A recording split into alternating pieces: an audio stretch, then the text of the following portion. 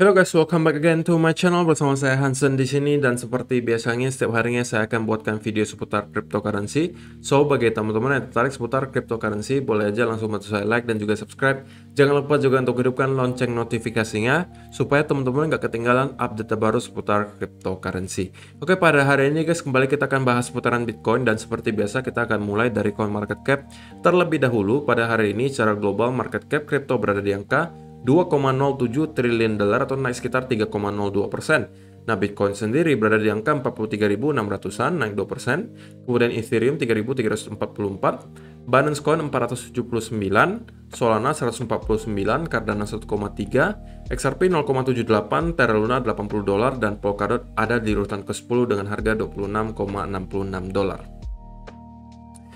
So, hari ini kita melihat market dalam keadaan hijau semuanya. Kalian para holder tentunya dalam keadaan mood yang baik ya harusnya, karena market dalam keadaan yang baik. Dan kenaikannya ranging antara 2 hingga 10%. Untuk top 10 coin hari ini, top performernya ada di Terra Luna dengan kenaikan 10,42% ke $81,48. So, itu adalah outlook sementara dari beberapa top coin yang ada. Sekarang kita masuk dulu ke beberapa berita dan data terbaru hari ini. Yang pertama, di sini dikatakan data shows Bitcoin traders neutral view ahead of Friday's 750 million Bitcoin option expiry. Jadi ini mungkin sebagai reminder saja untuk kalian-kalian yang scalper atau short term trader bahwa besok udah hari Jumat lagi. Pastinya setiap hari Jumat kita akan kedatangan Bitcoin option expiry. Besok itu angkanya ya lumayan besar lah ya, walaupun nggak besar, nggak spektakuler banget. Biasanya kita lihat bisa sampai billion dollar, tapi kali ini 750 juta dolar. So, untuk kalian-kalian yang short term trader atau scalper ya tentunya untuk besok harus sedikit lebih aware ketika kalian lagi trading gitu ya. Kemudian yang kedua, di sini disebutkan Bitcoin shoots to 44K as US inflation hits 7% in December. Jadi kalau misalkan ada pantau data CPI semalam, spesifiknya jam 8.30 malam kemarin, data CPI US itu keluar dengan angka 7%, dan itu sesuai dengan ekspektasi pasar. Dengan keluarnya data itu, kita tiba-tiba melihat reaksi market yang cukup masif, dan Bitcoin tiba-tiba pump dari 42.000 hingga kurang lebih angka 44.000 kemarin. Dan sebenarnya kalau misalnya angkanya itu keluarnya di bawah 7%, kita malah bisa melihat mungkin Bitcoin kemarin naiknya tidak hanya sampai 44, bahkan mungkin bisa 45 atau 46. Karena kan kalau misalnya angkanya keluar di bawah 7%, berarti itu lebih baik angkanya daripada ekspektasi pasar. Tetapi sebaliknya, apabila datanya semalam keluar itu di atas 7%, mungkin 7,2 atau 7,3, 7,4, maka yang terjadi adalah sebaliknya. Bisa jadi kita tiba-tiba akan kembali mendapatkan panic selling di market. So, tentunya ini adalah sebuah data yang cukup penting lah juga untuk kalian pantau ya sebagai seorang trader katakanlah atau investor, karena secara historis memang setiap kali data CPI itu keluar itu akan berpengaruh ke harga Bitcoin gitu ya, dan kita akan melihat semacam reaksi yang cukup masif dari market ketika kita melihat angka inflasi itu kalau misalnya tidak sesuai dengan ekspektasi pasar. Cuman kali ini memang sesuai dengan ekspektasi pasar, dan kita melihat reaksi pasar itu baik, dan kita melihat pump di Bitcoin. Karena sebenarnya beberapa hari yang lalu itu udah mulai banyak orang mengatakan ekspektasinya adalah angka yang keluar itu, bahkan banyak yang mengatakan akan di atas 7% gitu. Jadi itu membuat juga sebagai investor mungkin ketakutan gitu ya untuk masuk terlebih dahulu ke Bitcoin, karena mendengar inflasi itu udah akan di luar ekspektasi, bahkan lebih tinggi daripada ekspektasi pasar, dan itu biasanya akan membuat Bitcoin ngedam. Jadi mungkin itu yang menahan sebagai investor untuk masuk sebelum mereka melihat data CPI-nya keluar gitu ya. Yang ketiga, di sini disebutkan Bitcoin funding rates stay negative as Bitcoin price spikes to 43.5K. Jadi kalau misalnya kalian perhatikan funding rates per hari ini, itu dikatakan funding rates across derivatives platform stay either neutral or negative during the volatility. Jadi cenderung netral hingga negatif. Dan dengan adanya hal ini, seorang analis mengatakan this would likely come in the form of short squeeze against latecomer shorters. Jadi dia mengatakan kita juga kemungkinan bisa akan mendapati short squeeze untuk orang-orang yang nge-short dan baru nge-short gitu. Dalam artian mungkin masih banyak sebagian trader sekarang itu barusan nge-short karena nganggap ini hanya sekedar bull trap gitu kan. Kemudian dia short mungkin di 44 atau 43-an ribu kurang lebih dan berharap Bitcoin tiba-tiba down lagi ke 40 atau bahkan di bawah 40 ribu.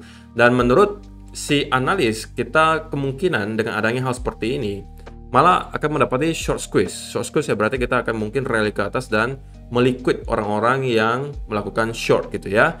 Dan simpelnya ya seperti itu, kalau funding rates dalam keadaan positif, itu cenderung kita akan lebih ke arah mendapati long squeeze. Sebaliknya, apabila funding rates dalam keadaan negatif, oke, itu cenderung kita akan lebih mengarah ke mendapati short squeeze. Ya tentunya alasannya simple dan sederhana guys.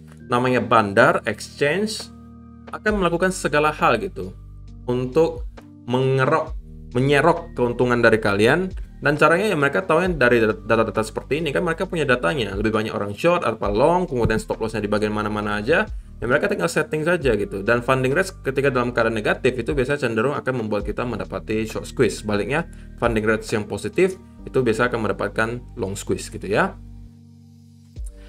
Jadi itu udah ada beberapa alasan dari kemarin yang kita sebutkan dan rata-rata itu merujuk ke arah bahwa kita akan mendapatkan short squeeze. Ya mudah-mudahan lah nanti kita ke depan mungkin 2 atau 3 hari ke depan bisa mendapatkan short squeeze.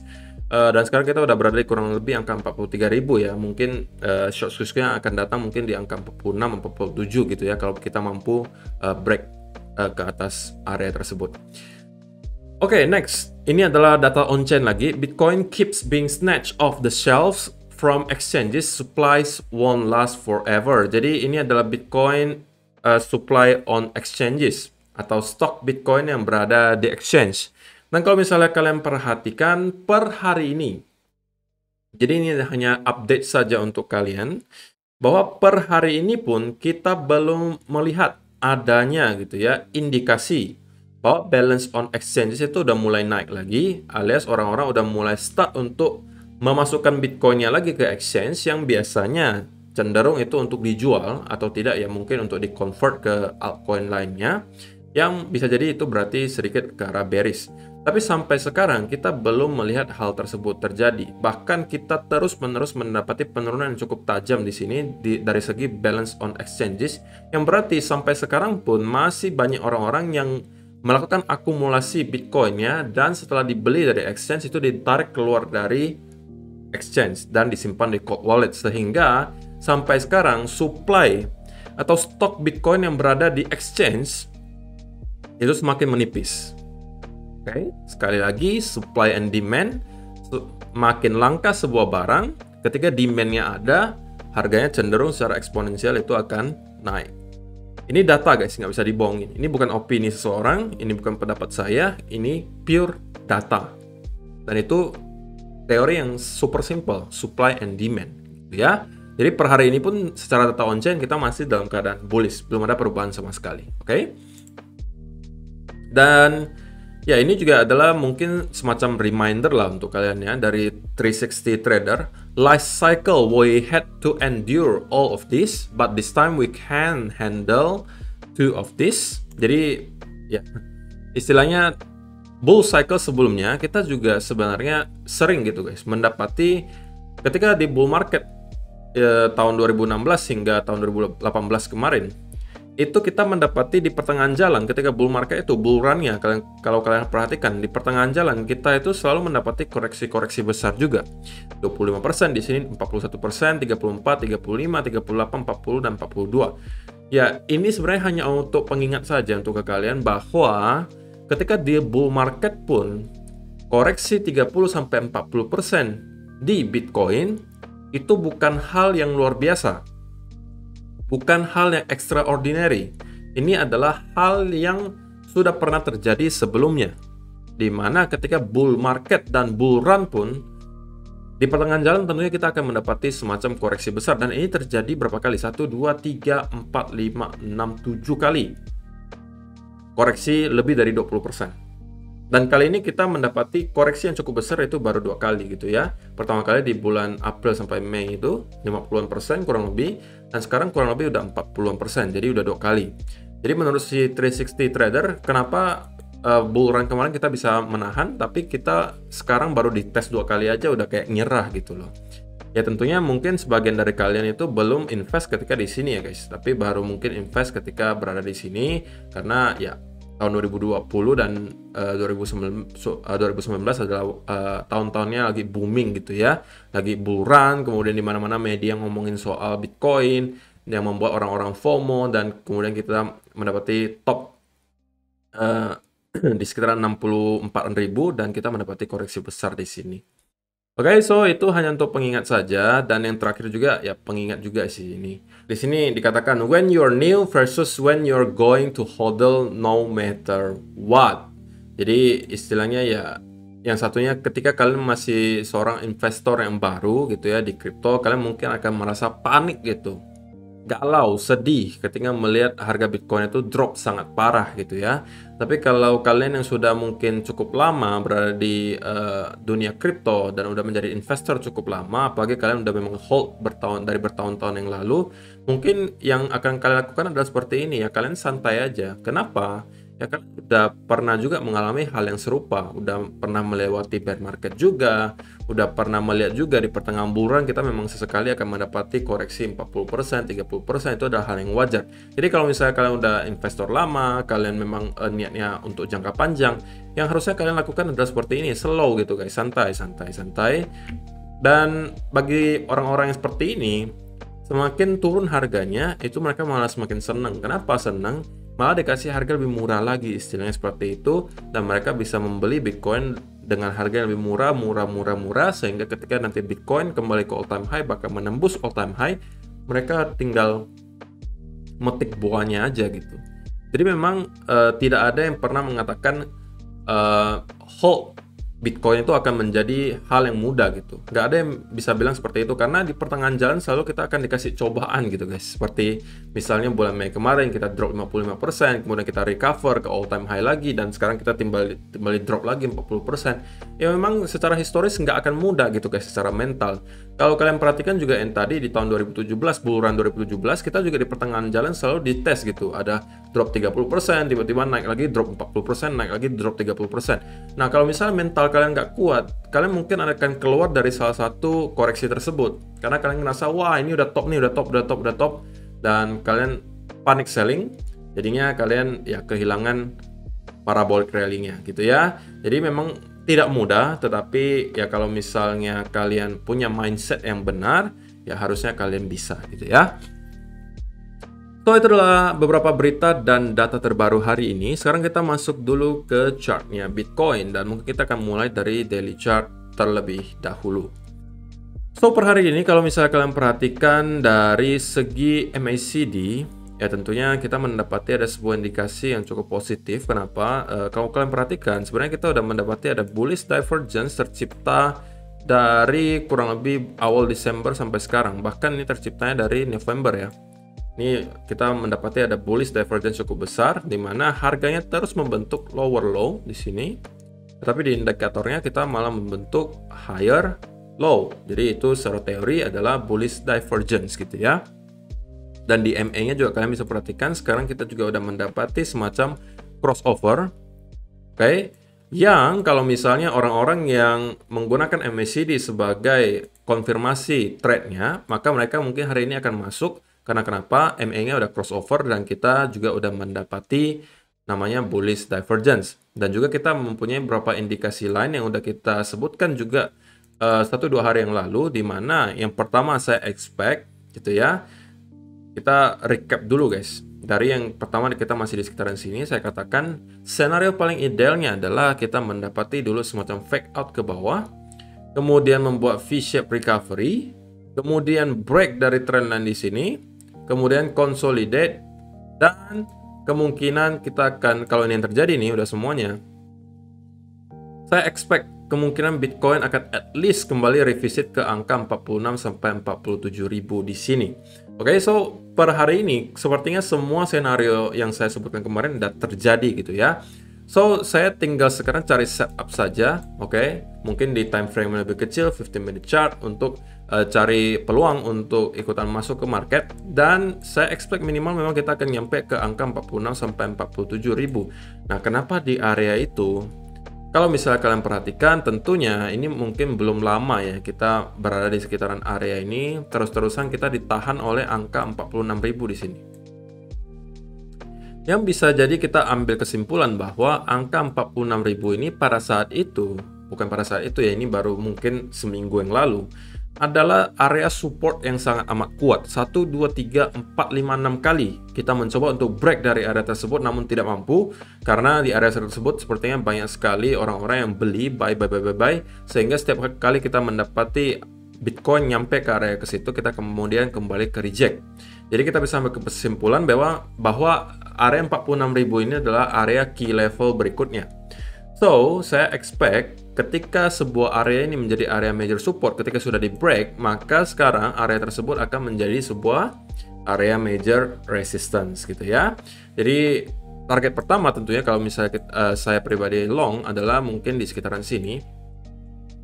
Dan kalau misalnya saya melihat momentumnya masih cukup deras gitu ya, masih cukup mampu dipertahankan bullish movementnya, maka kita bisa jadi kalau misalnya kita melakukan break dari sini, oke, saya expect kemungkinan di sekitaran sini maybe kita akan bisa mendapati semacam short squeeze gitu ya, sesuai dengan terkaan dan beberapa teori dari para analis-analis yang mengatakan cenderung gitu ya, kita akan mendapati semacam short squeeze. Ya tentunya tidak harus di sebelah sini. Bisa jadi juga ketika di sini kita juga udah mendapati short squeeze gitu ya. Ya saya sih happy aja dimanapun terserah lah gitu ya guys. Karena yang namanya short squeeze ya pasti kita akan mendapati rally lagi ke atas.